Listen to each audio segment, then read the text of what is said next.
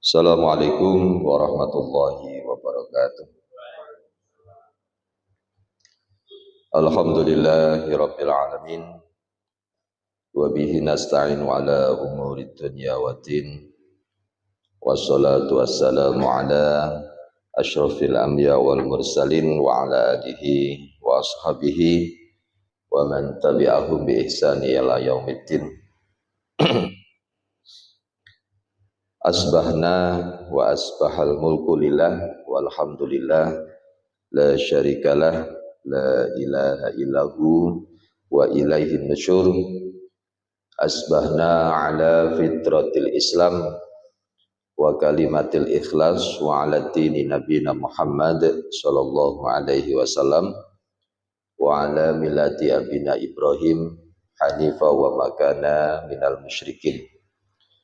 Allahumma asbahtu minka bi ni'matin wa afiyatin wa sitrin wa atimma nikmataka wa sitroka fid dunya wal akhirah.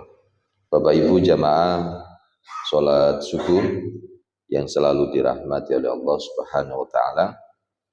Renungan pada pagi ini surat An-Nisa ayat 148 149. A'udzu billahi minasyaitonir rajim.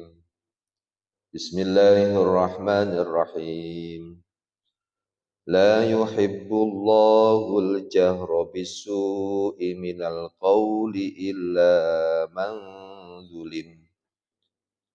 Wa kana Allahu sami'an 'alima.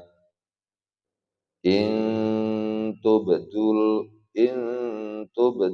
khairan aw tukhfuhu aw ta'fu an su'in fa innallaha kana 'afuwan qadira. Yang artinya la yuhibbullahu, Allah tidak menyukai al-jahra, perkataan bisu'i, perkataan yang buruk, minal kauli, yang diucapkan secara terang-terangan, illa man zulim, kecuali orang yang dizalimi. Wa kana Allahu sami'an 'alima, dan Allah itu maha mendengar lagi maha mengetahui. In tubdu khairan, jika kamu menyatakan suatu kebajikan, au tukhfuhu, atau menyembunyikan kebaikan, au ta'fu an su'in, atau memaafkan sesuatu kesalahan orang lain, fa innallaha kana 'afuwan qadira, maka sungguh Allah maha pemaaf lagi maha kuasa.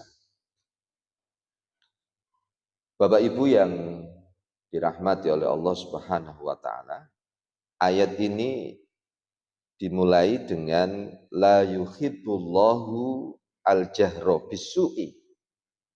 Allah itu tidak menyukai perkataan buruk.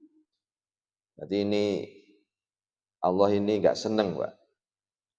Nek ngomong ada orang yang berbicara yang buruk, ya, yang diucapkan itu secara terang-terangan. Sekarang ini marak ya, gampang mengucapkan sesuatu perkataan kepada orang lain, padahal itu adalah sesuatu pembicaraan, perkataan yang tidak disukai oleh Allah. Ibnu Abbas mengatakan, Allah itu tidak menyukai orang yang mendoakan keburukan kepada yang lain, kecuali bila orang tersebut dianiaya. Kalau di sini Ibnu Abbas mengatakan tentang doa. Doa itu juga perkataan. Kecuali memang orang tersebut dianiaya. Allah memberikan keringanan kepada orang yang dianiaya dan mengizinkannya untuk mendoakan keburukan bagi orang yang berbuat aniaya. Hal ini disebutkan di dalam firman-Nya, illa man zulim, kecuali orang yang dizolimi. Gimana ya? Orang yang dizolimi itu rasanya sakit dalam hatinya. Ayo, kok tega-tega nih, jangan gitu. Dizolimi. Semuanya bisa dilakukan oleh manusia.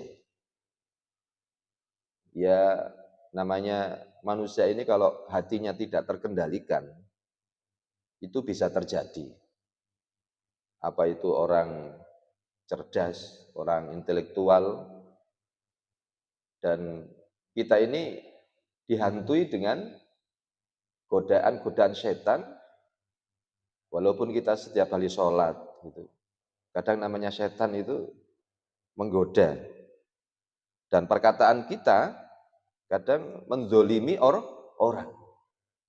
Maka kita berdoa.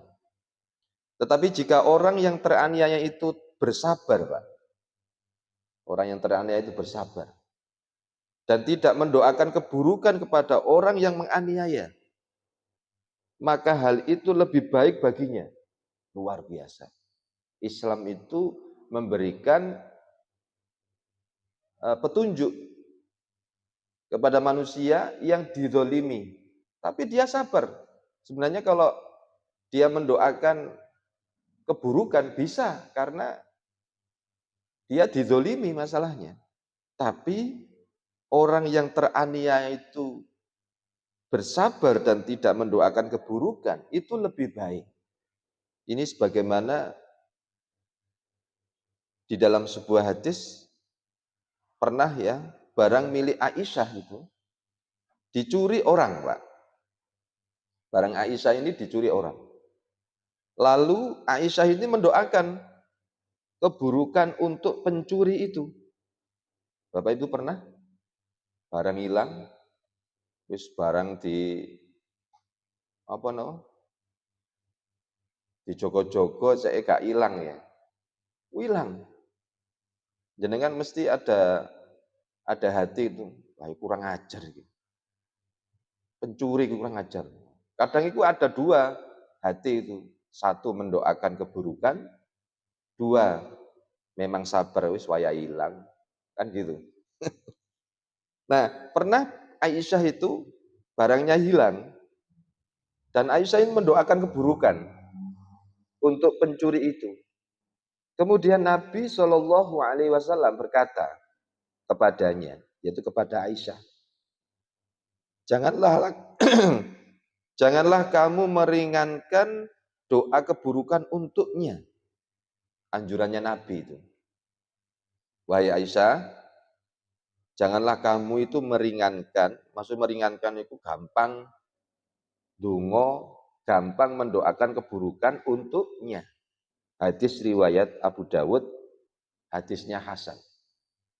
Nah, seolah-olah Rasulullah SAW menyuruh Aisyah agar bersungguh-sungguh dalam mendoakan keburukan untuk pencuri itu, karena Aisyah ini telah dianiaya. Hasan Al-Basri mengatakan, janganlah orang yang dianiaya itu mendoakan keburukan untuk orang yang menganiaya dirinya. Akan tetapi hendaklah dia mengatakan, ya Allah, tolonglah aku ya Allah untuk mengatasi orang itu dan kembalikanlah hak milikku darinya. Nah, ini Abdul Karim bin Malik Al-Jazari berkata tentang maksud ayat itu. Seseorang yang mengejekmu, nah, ngejek ini Pak, ada dah orang mengejek kita Pak. Seseorang yang mengejekmu, maka tidak mengapa jika kamu balas mengejeknya. Tetapi jika dia membuat kedustaan atas dirimu, Janganlah kamu membalas dengan membuat kedustaan yang sama atas dirinya. Kalau mengejek ya, sejekin wis. Di dalam surat Asyura ayat 41-43, Allah berfirman, A'udzubillahi minasyaitonirrajim. Wala manin tasara ba'da zulmihi faulaika ma 'alaihim min sabil. Namun orang yang membela diri setelah dizolimi, tidak ada alasan untuk menyalahkan mereka.